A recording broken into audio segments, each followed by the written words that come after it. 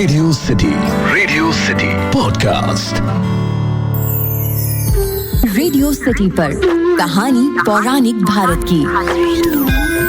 हमारे देश भारत की प्रशंसा करते हुए ब्रह्मा जी ने क्या कहा। अखिल के साथ हैं आप रेडियो सिटी पर और ये है कहानी पौराणिक भारत की। और आज का पॉडकास्ट मैं आपको सुनाने वाला हूं स्कंद पुराण से। यहाँ पर ब्रह्मा जी हमारे देश भारत की प्रशंसा करते हुए कहते हैं कि जम्बू द्वीप में 9 वर्ष हैं, जिनमें भारतवर्ष सबसे श्रेष्ठ है। इसे कर्म भूमि कहा गया है। ये 9000 योजन विस्तृत है। इस भारतवर्ष में भी हिमवान और विंध्यगिरि के बीच का भाग अत्यंत पुण्यदायक है। इसमें भी गंगा और यमुना के बीच का भाग पृथ्वी की अंतर्वेदी है।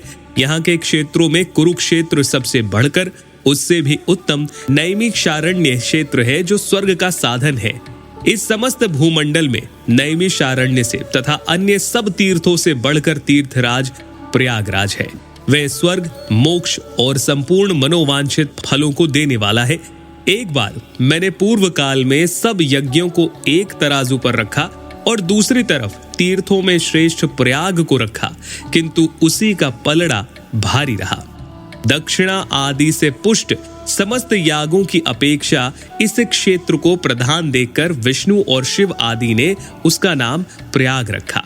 उसके नाम मात्र का तीनों काल में स्मरण करने से मनुष्य के शरीर में कभी पाप नहीं ठहरता।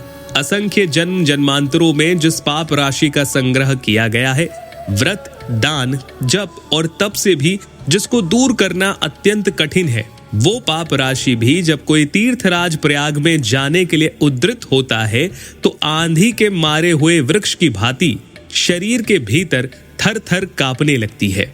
इसके बाद प्रयाग जाने का दृढ़ संकल्प लेकर जो आधा रास्ता तय कर लेता है, उस पुरुष के शरीर से वो पाप राशि पग पग पर निकलने की इच्छा करती है। यदि भाग्यवश उस महात्मा को तीर्थराज प्रयाग का दर्शन हो जाता है तो उसके सारे पाप उसी प्रकार दूर हो जाते हैं जैसे सूर्योदय होने पर अंधकार। 7 धातुओं के बने मानव शरीर में जो जो पाप हैं वो केश में आकर ठहरते हैं।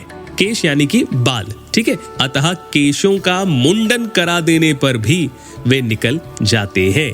फिर भारतवर्ष में प्रयागराज से बढ़कर जो तीर्थ है वो है काशी, ऐसा ब्रह्मा जी ने बताया।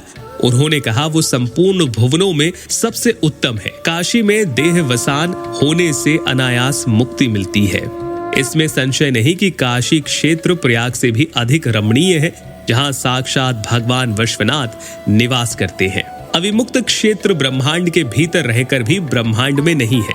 इसकी लंबाई 5 कोस की है।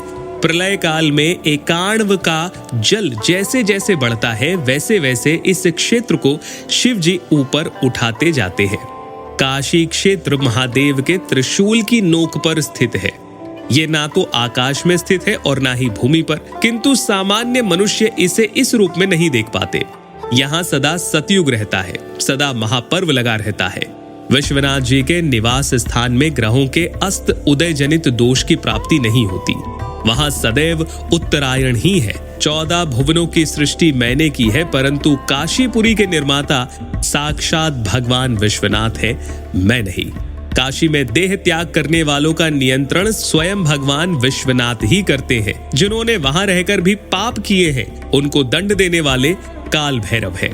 वहां कभी किसी को पाप नहीं करना चाहिए, क्योंकि वहां पाप करने वाले को दारुण रुद्र यातना भोगनी पड़ती है। और इसके साथ साथ काशी के बारे में और भी बातें कही हैं ब्रह्मा जी ने, जो आप पढ़ पाएंगे स्कंद पुराण के काशी खंड में। फिलहाल के लिए इतना ही। सुनते रहिए रेडियो सिटी।